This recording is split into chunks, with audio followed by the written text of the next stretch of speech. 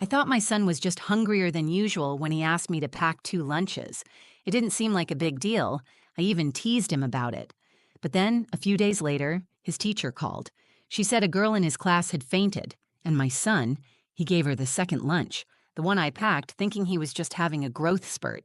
I asked him why he did that. He looked at me and said, "She eats erasers when she's hungry. Her mom sleeps all day." I didn't know what to say.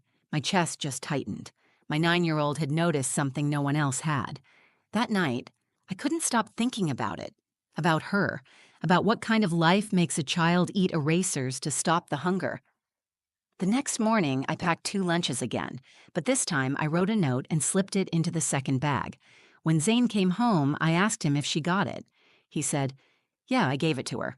And now, her mom wants to meet you." It was just a regular Tuesday morning. My alarm went off at 6:30, same as always.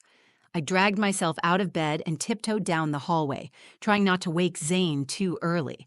The kitchen smelled faintly like the coffee I had set on a timer the night before. I moved through the motions like I did every day: toast in the toaster, eggs on the stove, lunchbox on the counter, the quiet hum of morning life.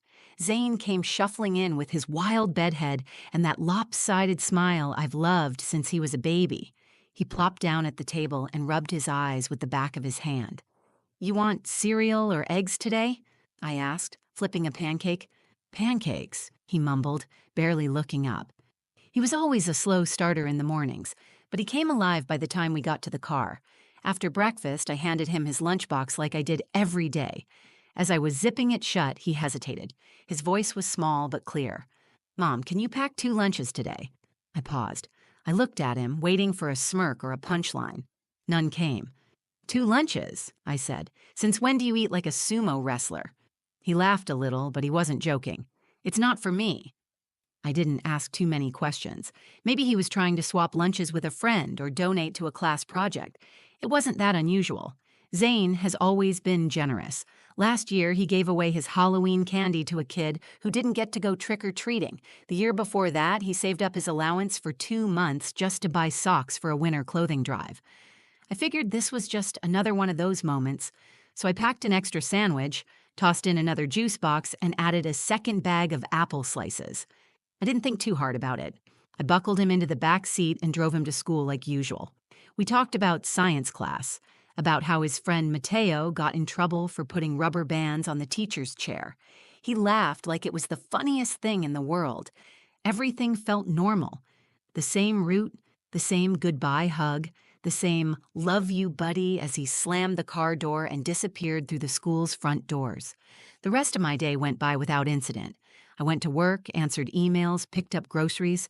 I had a meeting that ran late and barely made it home before the school bus. When Zane came in, I asked how his day was. He said, "Good," and went straight for his Legos. I didn't press. That was his usual after-school rhythm. That night, after dinner, I packed his lunch for the next day like always. I even made a mental note to grab more juice boxes. But as I set the lunchbox on the counter, I kept thinking about that second lunch. Who was it for? Did the kid like it? Was it a thank you thing or something else? I was curious but not overly worried. In my mind, it was just one of those things kids do. Little gestures, small kindnesses. I was proud of him, quietly. Not just for sharing, but for thinking of someone else without needing credit for it. Zane was already in bed when I peeked into his room. He was curled up under his galaxy print blanket, his hair still a mess from the day. I leaned in to kiss his forehead. "Hey," I whispered. "Did you give the second lunch away today?" His eyes were already half closed, but he nodded. "Yeah," he said softly. "She needed it." That was the first time I felt something different in his voice. Not playful, not proud, just matter of fact, like this was something he had thought about for a while, something he felt responsible for. I turned off his lamp and walked back to the kitchen. I stood there for a few seconds, staring at the counter. Something told me this wasn't just a random act of kindness. There was more to it. I could feel it, like a small weight settling into my chest. It was the kind of feeling you don't know how to name yet, but you know you'll be carrying it with you for a while, and I had no idea how right I was. 2 days later, I got a phone call at work. It was around noon. I remember because I had just reheated my coffee for the third time and sat down to answer emails. The number was from Zane's school. My stomach did that little flip it always does when a call comes in during the school day. "Hello, this is Elira," I answered, already bracing myself. "Hi, this is Miss Callan, Zane's homeroom teacher. I just wanted to let you know something that happened today. Everything's fine, Zane is fine, but there was an incident in class I thought you should hear about." I held my breath. She continued, "A student in Zane's class fainted this morning. Her name is Amira. She hasn't been eating lunch, and it looks like she hasn't been eating much at home either. Zane gave her the extra lunch you packed." I was silent for a second. "He gave her the second lunch?" I repeated. "Yes," Miss Callan said. "And it wasn't the first time. He told us he's been bringing it for her all week." I sat there holding the phone, staring at my computer screen while her words echoed in my head. I heard the teacher say something about contacting the school counselor, about looking into Amira's situation, but I could barely process it. All I could picture was Zane walking into school every morning, carrying that second lunch like a quiet mission, like it was just part of his day. After I hung up, I didn't move for a long time. I thought about Amira, a little girl I didn't even know. I tried to imagine what it must feel like to be that hungry. I kept thinking about her fainting, her body giving out because no one was giving her what she needed. That night, I waited until after dinner to bring it up with Zane. I didn't want to overwhelm him or make him feel like he was in trouble. He was sitting at the table, drawing something with his colored pencils, tongue sticking out a little like it always did when he was focused. "Hey, Zane," I said gently, "can I ask you something?" "Yeah," he said without looking up. "Did you give your lunch to Amira today?" He stopped drawing. His pencil hovered just above the paper. Then he nodded. "Why?" I asked. "Why didn't you tell me?" He looked at me. His eyes weren't sad or scared. They were steady. "She eats erasers," he said, "when she's hungry." I blinked. "What?" "She eats the ends of her pencil erasers and sometimes paper. I saw her do it one day during math. I asked her why, and she said her stomach hurt." I felt my throat tighten. "Does she not bring food from home?" He shook his head. "She said her mom sleeps all day. There's nothing in the fridge sometimes." I sat down across from him. I didn't even know what to say at first. "You've been bringing her food all week?" I asked. Zane nodded again. "She tries to hide when she's hungry, but I can tell. She gets quiet and holds her stomach. I just wanted to help." I reached across the table and placed my hand over his. His fingers were smudged with orange and green pencil dust. "You did help," I said. "More than you know." He smiled, a little unsure, like he didn't quite understand why this moment felt so heavy to me. But he wasn't doing it for recognition. He wasn't looking for praise. He just saw someone who needed something, and he gave what he had. That night, after he went to bed, I sat alone in the kitchen. Thought about all the things we teach our children, how to tie their shoes, say please and thank you, cross the street safely. But we don't always realize what they're learning on their own. Quiet things, brave things. Zane had seen hunger, not just empty lunchboxes, but the kind of hunger that makes a child eat pieces of rubber just to get through the day. And without being asked, without being told, he had done something about it. It wasn't just about a sandwich or a juice box. It was about seeing someone who had been invisible to the rest of the world and choosing to feed her anyway. I didn't sleep much that night. Every time I closed my eyes, I saw her, Amira, sitting in a classroom somewhere with her head down, trying to focus on spelling words while her stomach twisted in knots. I imagined her hiding bites of erasers behind her notebook, pretending they were candy. I kept thinking about what kind of life makes a child resort to that. How many times she must have done it before someone noticed, or maybe no one ever did until my son did. The next morning, I moved slower than usual in the kitchen. Zane was still asleep upstairs. I poured coffee, then stood at the counter, staring at his empty lunchbox. I couldn't shake what he had said. "She eats erasers." It wasn't just the words that haunted me. It was how casually he had said them, like he'd already accepted that this was just how the world works sometimes, like this wasn't shocking anymore. I opened the fridge and began pulling things out.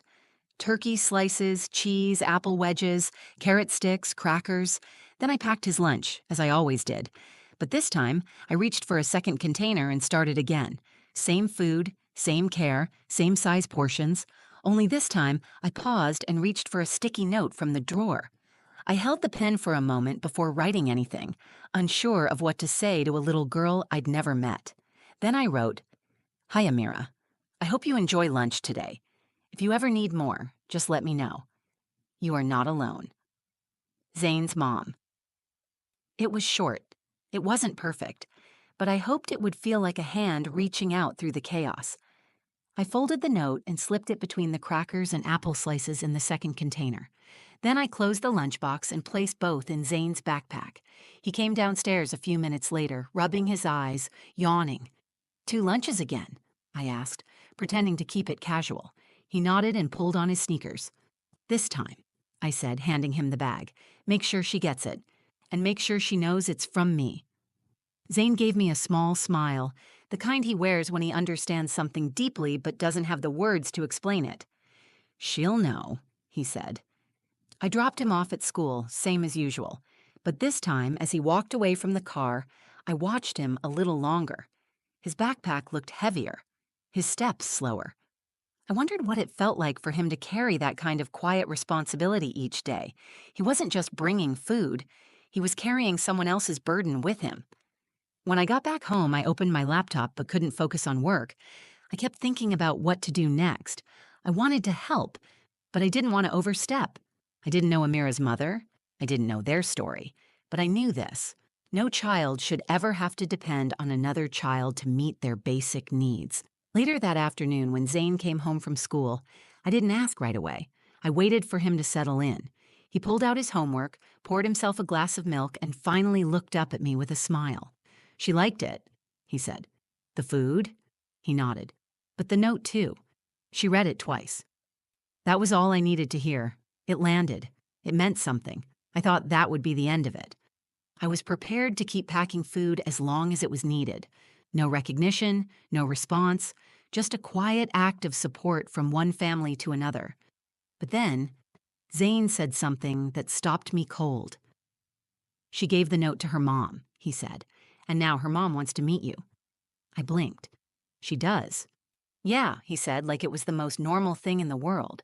"She told Amira to say thank you." For a moment, I didn't know what to say.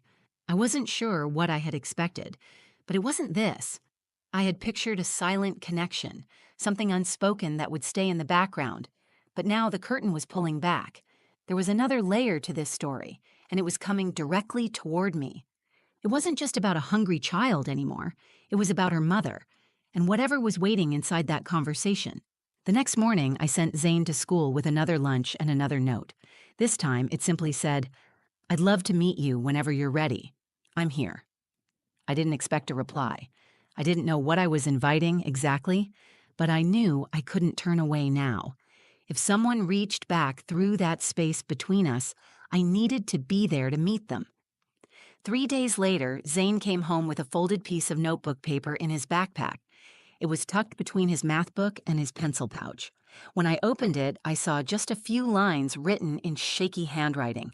No name, no return address, just, "Thank you for feeding my daughter. I'm sorry I haven't been able to do better. I'm embarrassed, but I want to talk. I'll be at the school gate Friday afternoon. If you can come, I'd be grateful." I stared at those words for a long time. There was no punctuation, no signature, just raw honesty. Pain wrapped in apology, hope masked by shame. And underneath all of it, the same thing I felt the day Zane first told me about Amira. Someone trying to do their best in a world that didn't make it easy. When Friday came, I left work early. I didn't tell anyone why. I just knew I needed to be there.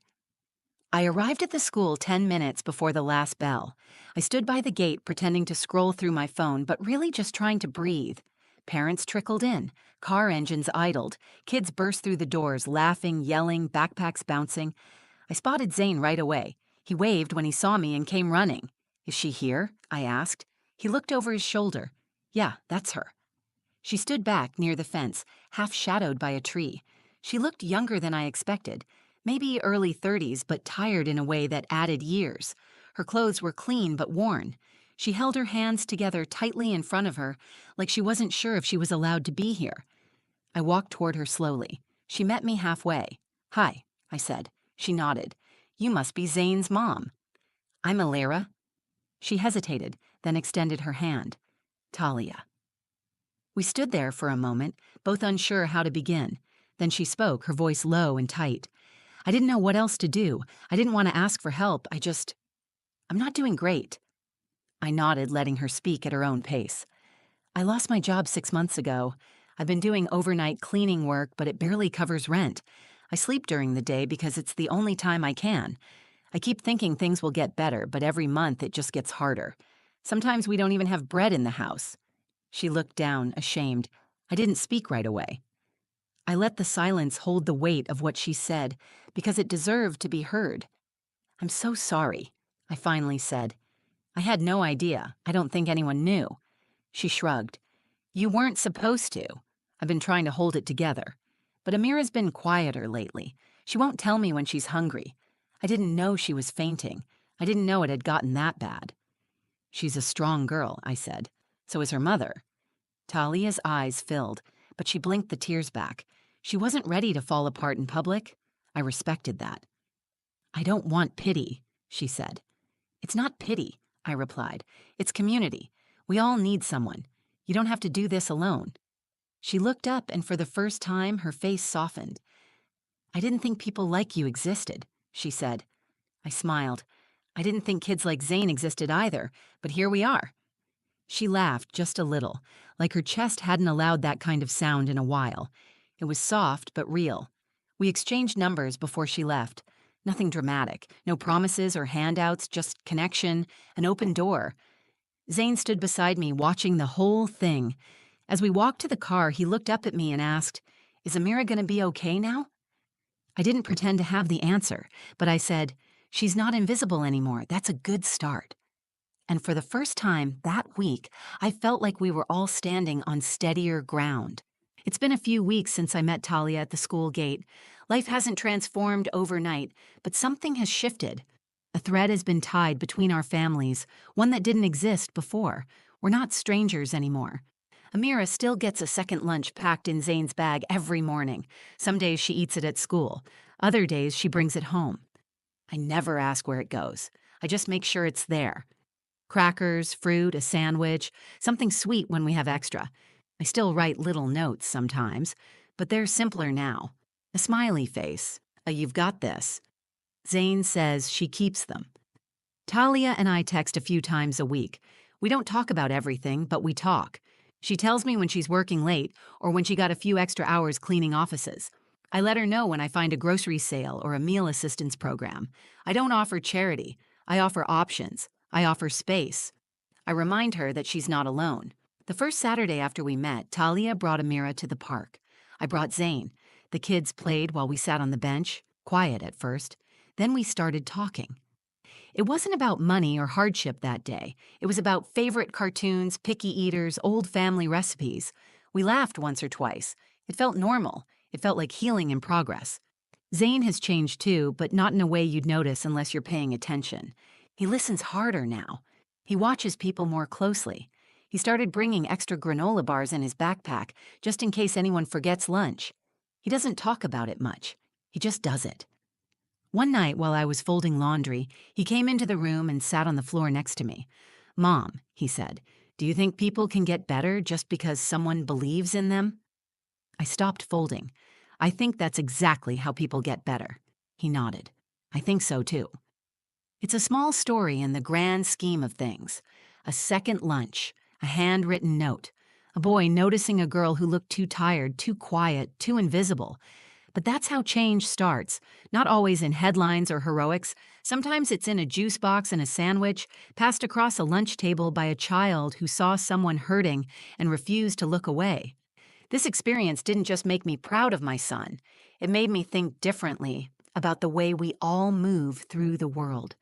How easy it is to miss someone who is struggling. How quickly we judge without knowing the weight someone else is carrying. And how powerful it is when one person decides to care, even when it's not their job. Zane reminded me that we don't need to have everything figured out to make a difference. We just need to pay attention, to act when we can, to speak when silence becomes too heavy. Talia is still working nights, but she's saving. She applied for a support program through the school. It's not perfect, but it's something. She told me last week that she made spaghetti for Amira, and they ate together at the kitchen table.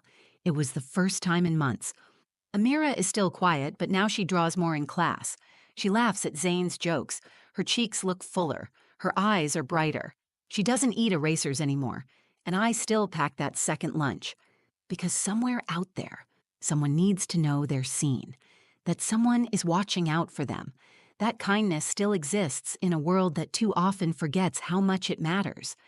Zane didn't just feed a hungry girl. He reminded her that someone cared enough to see her. And he reminded me that the smallest act of compassion can echo farther than we'll ever know. If this story touched you, share it. Maybe someone out there needs to hear that kindness still matters, that even the smallest act of care can change someone's day or their life. Leave a comment below. I'd love to know what you think or hear about a time when someone's kindness made a difference for you. And if you believe in stories like this, real ones, quiet ones, ones that remind us of our humanity, please subscribe to the channel. There's more to tell. Thanks for watching, and don't forget to pack a little kindness into your day.